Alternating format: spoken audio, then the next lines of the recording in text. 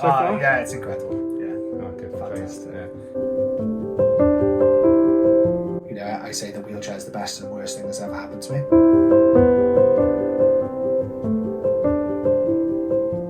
Hi everyone, George here, and I'm at Aquarium Gardens picking some plants up for a install today, creating an aquascape for Ben Pritchard. So Ben's a Paralympian. We met here a couple of weeks back, and he's been following me a while on my YouTube, etc. So he reached out to me and asked me if I was interested in scaping for him. So that's why I'm here right now. Really looking forward to this one. Ben seems like a really cool guy, so I'll get to know him better throughout the day when we'll scape his tank together in his home. So next time you see me, I'll be there. Exciting. Okay, so I'm here at Ben Pritchard's place. This is his guest bedroom. This is where we're going to be doing the scaping, but I just thought I'd show you this. This means welcome George on YouTube in Welsh, because Ben is actually Welsh. And this is his... So what does this represent, Ben? That is a Lego brickwork of me and my dog Winston, and they do it to raise money for spinal charity, so spinal injury charity. That's really cool. They're called Bricks Runners. So this is Ben. Hey guys. And this is Winston. Winston! What's this? Clean Good out. boy. You're a good boy, aren't you? Tommy would love to play with you. But Daddy didn't bring Tommy today. So, Benjamin Pritchard. Can I call you Ben? Yeah, you can call me Ben. Yeah. Paralympian, 3-time world record holder. Yeah. And you've recently got into aquascaping. Yeah, I have, yeah. Well, this tank is better, but yes, I have. So you've got a 60 litre, but it's fair to say that's getting too small now for the fish. Yeah, for sure. So a present to yourself for your achievements at Tokyo. Yeah, so I knew when I got the angelfish, I knew I was going to have to upgrade. Yeah. And when I was going to Tokyo, I was like, I'm going to get a bigger tank. So when we got this place with Megs, she was like, okay, you can put it in the spare room and you can go as big as the space allows. Yeah. So this is as big as the space allows. It's very narrow, but I thought angelfish like tall and narrow. Taller and narrow, so I kind of built it around the angelfish rather than the aquascaping. Yeah. Which is why I've come to you to get some expert help on how to make it look pretty. Yeah. Whilst also benefiting the fish. Yeah. So you emailed me about 2 months ago. Yeah, 2 Sent months me an ago. email, Yeah. and then we met at Aquarium Gardens. We got all the kits. We got all the hardscape, which we'll show you later. All the plants are ready, and we're going to have a really good fun day of scaping. That's the plan. Okay, so before we set all the kit up, let's just talk through the actual tank, etc. So it's an Aqua 1 Urban Oak 230. That's correct. So does that hold about 200 litres or so? It says 245. Oh, okay. So it says it's bigger, but... So it's about, what was it, 4 foot, 2 foot, and about 18 inches front to back, or Yeah, a bit less than that, but 14 inches front to back. We've got pressurised CO2 with inline diffuser, Twinstar 900E lighting. So it's not the most powerful version, but it should be fine for this. We haven't got particularly demanding plants, and we've got CO2 injection, so it will be absolutely fine, I'm sure. And then we've got the BioMaster. Oh, you got the 850 in the end. Yes. Cool. And are you just going to use that then? I thought we could maybe link the other one in if you think. I could just use that. Then we'll just That'll be fine for this, I think. Yeah. And substrate, we've got a mixture of soil, Prodibio soil, and we're going to top that off with some Tropica powder, because we are using some tissue culture plants. Hello, Winston. Can you smell Tommy? Yeah, good boy. You want a belly rub? Yeah.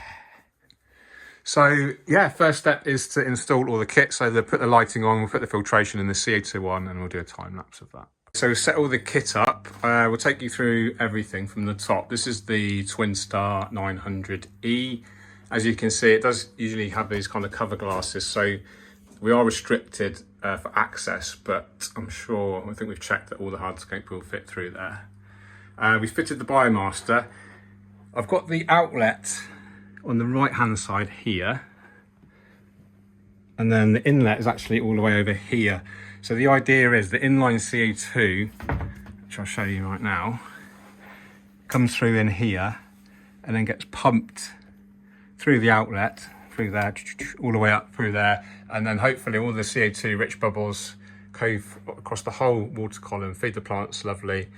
We're going to go for a triangular composition, so all this pipe work is going to be hidden, and we can make final adjustments later, of course. CO2, the actual kit is here. We've got an auto doser here as well with a 5 litre TNC complete, so that's going to last months. filter here, all maintenance kit, fish food, etc. here. So we're ready to scape. So first job is to install our substrate. So we've got the wood. We've got the wood here, which has been pre-soaking in Ben's bath. It's not quite sinking yet, is it? No, it's about a couple of days away, I think. So we're going to have to, I think, glue it to the rocks. We're going to have to basically anchor it, make sure it's super stable in there. So we'll do that now. Yeah, we'll do the hardscape layout completely. I'll just show them the soil. So just to give you an idea of where it's a bit of a mess at the moment, but this is Ben's office, and this is where he spends a lot of his time, of course, working, and this is why he's got his aquarium in here. Excuse the background noise, just realised. Okay, so we've got this basic triangular layout, which we kind of had a play around with. Dave did it at Brown Gardens originally. But you were talking about you wanted a lot of open space for your angelfish? Yeah, so I'm going to get 3 more angelfish. There's going to be 4 angelfish in the tank, and they're kind of the statement fish. Yeah, perfect size for angelfish, really tall, thin, yeah, tight. I think, when I said about the layout, we wanted some swim space over to the right, because obviously this is going to be viewed from the day bed when I sit and read as well. Yes. So if the swim space is towards the right of the tank, yeah, you can get to see the fish and really appreciate it. So that's kind of why we've gone that way. Cool. So you're happy with this basic layout? We've obviously got some rocks to put in, and we're going to refine it a little bit more, but this is the basic concept. I think it looks great. And it's gnarled Manzanita wood is what we've used. Yeah, gnarled Manzanita from Aquarium Gardens. Does need pre-soaking. We're going to have to glue it in. Yeah. Because there's nothing worse than floating wood. But yeah, you've watched many of my videos, but for those that are watching right now, it's really important to focus a lot of time and energy on creating a strong hardscape layout from the start. And it's hopefully you can get to an aquascaping store where they've got like a dojo where you can practice your layouts. This is what we did here. And one thing, I was speaking to Courtney Keeps as well on Instagram, and one thing he liked about what we did with our practice in the dojo in Aquarium Gardens is that we actually put the plants in. Yes. Because I think a lot of people will do the hardscape and then they just go home and then go, oh, I'll touch the plants. Yeah. So I think that was a good tip that we did, is put the plants in, and we were like, yeah, that looks really good, let's go home. Yeah, even in the pots. Even in the pots, you can still get an impression of the textures, the colours. So that was helpful. And we're definitely going to have enough. I actually didn't realise how narrow it was front to back. Yeah. So we're going to plant it really heavy. It's going to be great. Okay, so we'll put the rocks in next, and then we'll think about attaching everything together so it doesn't float. That sounds great. Okay, so hardscape is pretty much there already, and we've gone for quite a different layout to what we originally looked at Aquarium Gardens, which was Dave's layout, and you've got the photo of that, haven't you, Dan? Yes, I'll send it. So you can send that to me, and I'll overlay that now so you can see the difference. Let us know in the comments which you prefer. Yeah, no, Ben doesn't want to comment, do you, Ben? No comment. We're very grateful to Dave at Aquarium Gardens for his assistance. But I think it looks great, and we've done a few things to hopefully be able to avoid the use of having to glue stuff and use filter wool. So just to show you what we would have done, we've got these filter wool cotton wool pads, kindly donated by Ben's partner, Megan. Yeah, shout out to Megs. So what we'd normally do is use liquid super glue and actually tear these into small pieces, and with the combination of the glue and the wool, wedge it in between the cracks where you want to kind of glue anything to, and it solidifies like a really good adhesive. But we don't need to do that because we've used the rocks to create this nice natural strata, also to weigh the wood down. And it does look a little bit unnatural now. We've got 4 stones in the line here, but we've got loads of epiphyte plants. So we're going to use the gaps in between the stones to wedge the epiphytes, create this really nice kind of hillside effect, and then have this open area here, which Ben really wants to have for his angelfish. So I think we're ready to plant. I'm really excited. Are you excited, Ben? Yeah, it looks amazing. Cool. Yeah. How did you find out about me to start with? So we had fish tanks growing up, and I got one in 2019 just to help with the boredom after training. Okay. And then my brother is a massive YouTube geek and loves to delve into stuff, so he came across your YouTube. Cool. And when I started getting fish tanks, he was like, you need to check out George Farmer. So I've been watching your videos for over a year now. Oh, wow.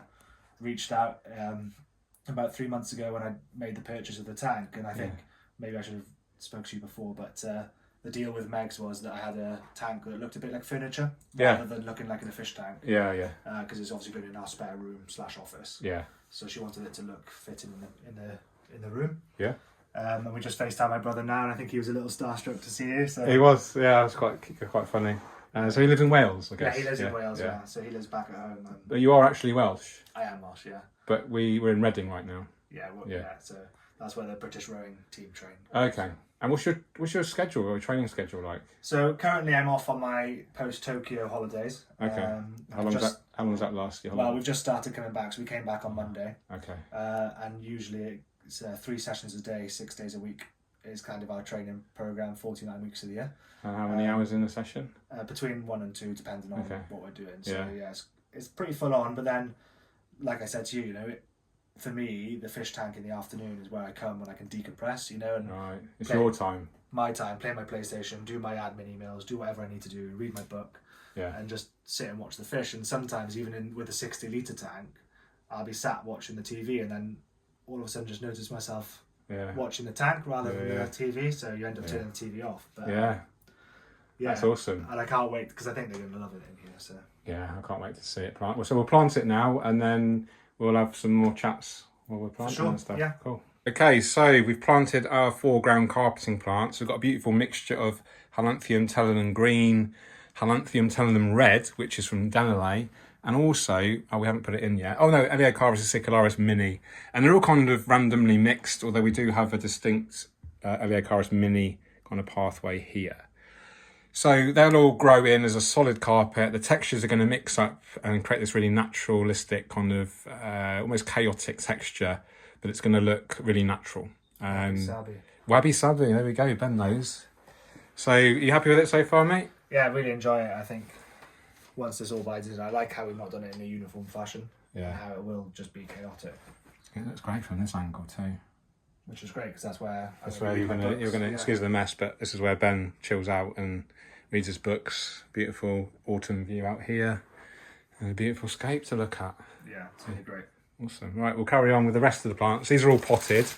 So these are all the 1-2 grow carpets. We've got some 1-2 grow Rotala Hr'a, and then we've got a random, well not random, but we've got a mix of crypts. We've got some stem plants and loads of epiphytes. So we'll plant those now.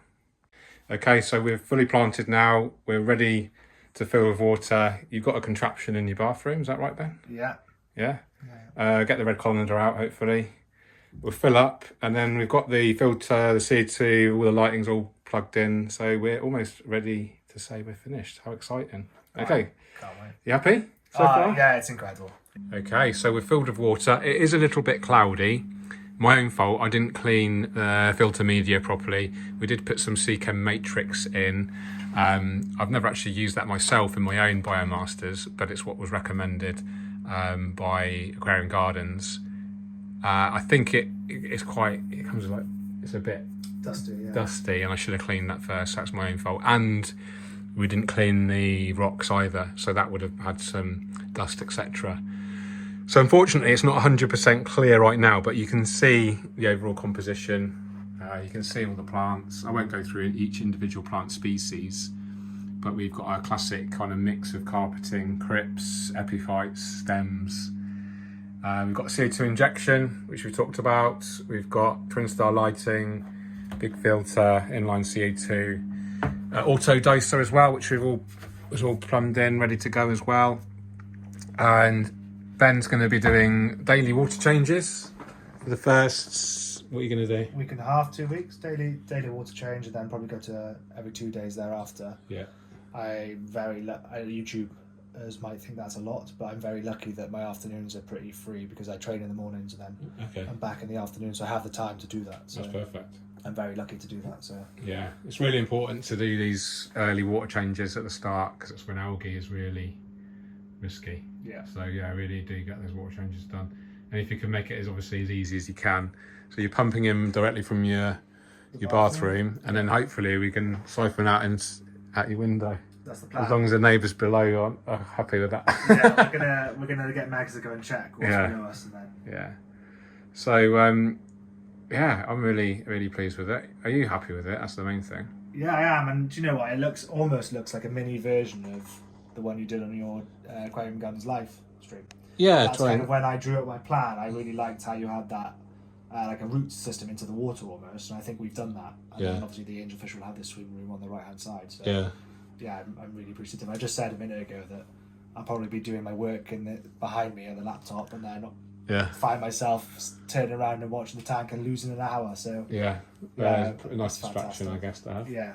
Do you enjoy the maintenance as well as the consumption of it? It's fairly obvious that I've got a disability and an injury, and with that comes some mental demons, I guess, that I've got, and I kind of like switch off and I put my music on and I enjoy the maintenance. Obviously for me it's difficult to get into the tank and do it, but I've got something behind you which is a Pritchard stool which gives me the extra height, and then I've got a very supportive partner that if something I can't reach, she'll come and help me. So that's good. I kind of get into a bit like a zen moment, I guess, just completely switch off and go internal, and it's kind of where I get my 10 minutes of reflection a day is with a tank. And that's cool. I'm a big believer of that, just taking 10 minutes of the day just to think about how you feel and why you feel that way. You can't change it, but it's okay to feel a certain way. So I always, it's something I worked with a GB psychologist actually, about how you feel angry and sad throughout the day, or happy, excited, but then take 10 minutes at the end of the day to think about what made you feel that way, so that you can put more of that into your system or less of it. So that's something I do every day when I'm playing with my fish tanks, is when I mostly do it. So I've recently started journaling. Yeah, so I've got a journal here which I write about, and it's the same thing. I keep a diary every day. So this is my daily planner. And I keep a diary every day and just write little things in about the good things I do and the bad things I do. And Megs I tend to go through phases of being super OCD and doing it every day. And then I find myself being too OCD with it, so try and switch off and not document it. So it'll go a months and months and months of doing it and then switch off. Like at the moment I'm doing it, as you can see I'm filling out every day. And then all of a sudden I'll be like, right, I need a break. And then I come back to it and carry on. And I think it helps because then you document it and you can flick back and look through. And it's also, for me, it's also a way of offloading. So you don't constantly, because I have so many different kind of jobs or plans for jobs, or my work is pretty insane sometimes. And also, I have my own mental health issues. So just by, at the end of every day, just writing down, I actually score stuff. So I have a sleep score, a community score, productivity score, and I mark all of these different things out of 10. And then I sort of say, what's the three biggest things I've learned today? What can I carry on for the future? And then I do. I'm surprised about how that's very similar to an athlete lifestyle. Is it? We do the same, and then I use a rating scale of 1 to 7. Right. Because I find 1 to 10 too arbitrary. Okay. Because people will often put 5 out of 10 and not really know what it means. Whereas if you go 1 out of 7, 1 out of 5, 1 out of 9, an odd number, you have to either be good or bad. You can't just sit in the middle ground. So I go 1 to 7, and I'll send you the photos so you can overlay what they all mean. So people can have a look at that when they go forwards. But I kind of score certain areas out as well. Write down the 3 things that I thought I did well that day, 3 things I didn't do well, and try and go from there. It's that's helped me massively since my accident, actually. I guess a lot of it's about self-awareness, isn't it? Knowing what and trigger points for what makes you, do the certain thing or think the certain ways you think. So when did you actually have your accident? So in 2016. So I was a domestic rider on the cycling circuit. I raced triathlons for Great Britain. Right. And then got a real job in the city, and then realised that quite quickly that you couldn't train for 3 sports and be as competitive as I was. And I found my results were going backwards, and I either had to make a decision that I wanted to be a competitive athlete or a participation athlete. Now, for me, I enjoy sport for the competitive element, so that was important. So I decided to focus on one of the sports, and for me that was cycling. That was the one I would get out of bed at 5 a.m. in the morning, no problem. Whereas if it was running or swimming, it would be a bit begrudgingly getting out of bed. So I started to climb the domestic ranks and was doing points chasing, because you get points in each race. And the last race of the season, I went and did a race where there was 3 races in one. And that's all right. It's just purging. So I had 3 races in one, where you did a time trial in the morning, a criterium, and then a road race. And I did well in the time trial, did well in the crit, and then in the road race, unfortunately, I had an accident. And suffered a spinal lesion. So I actually didn't break any vertebrae, so I haven't broken my back. Right. But I landed awkwardly on my bike, which then has damaged my spinal cord. Basically lost the elasticity. I described it to you the other day about how if you put an elastic band, you get those white like it's gone past its elastic limit. Yeah, so that's what's happened to my spinal cord. So some signals go through, but not everything. So yeah, that's what has deemed me to live in a wheelchair now. And I went to Stoke Mandeville Hospital, which is the National Spinal Centre and also the birthplace of the Paralympic Games. Right. And they place a huge emphasis on the benefits sports can have. And obviously for me, as an athlete, that was kind of great. And I genuinely think if I didn't go to that hospital at that right time, I don't think I'd be here today. I think I'd have really struggled with it mentally. Really? If people go on my website, there's a video on there and they can watch a 9-minute video of my story. And we'll leave links to all these. Yeah, and sports. And then British Rowing had a partnership with the hospital. Like if they found an athlete come in or a sporty individual, could they message them? So basically they came in on my first week in hospital and I was god awful. I was rubbish at rowing on the rowing machine. And then they came in on my last week. By fate, they came in when I first entered the hospital and they came in when I left, 23rd of December. And they saw the improvement I'd made during my time there. Yeah. And then they invited me to come onto the scheme, and that was 5 years ago. And now I'm talking to you as a Paralympic finalist with a Paralympic record. So I'm very fortunate for, I said to you earlier that I think it's quite fateful, I guess. Everything happens for a reason. And I went to Stoke Mandeville for a reason. I didn't go back to Wales. Everything happens for a reason. And now I'm here with, I say the wheelchair is the best and worst thing that's ever happened to me. It's the best thing because it's opened up a lot of doors, and also, but more importantly, it's, Winston's having a sleep, but it's made me feel more confident in who I am, because in hospital you spend a lot of time going through dark kind of patches. Yeah. And you learn more about yourself, and that's why I use the hashtag I am Ben Pritchard. Yeah. It's not a narcissistic trait, it's just because I am unquestionably me, and I'm unapologetically Ben Pritchard. Because I guess when people look at you, they just associate you with a wheelchair rather than being Ben Pritchard. Exactly, and I said to you, everyone wants to know about those 2 seconds that changed my life. No one wants to know what I did before or what I did after. So I really struggled with that initially. Yeah. But now I'm okay with answering the questions of the 2 seconds that changed my life, and I call it I went from 2 wheels to 4, because I did. I spent my life riding my bike on 2 wheels, and now I'm living my life on 4. And so wheels are still a massive part of my life. Yeah. It took 5 years for me to buy a bike, but now I've bought a hand bike so I can go cycling in the lanes again. And I went actually with my mum for the first time on Sunday, and it was just the best day ever. You're really fast, aren't you, on that? It took 24 kilometres per hour you average. Yeah, that was on Friday I went up for 24. That's pretty, that's pretty. Is it? With just my hands.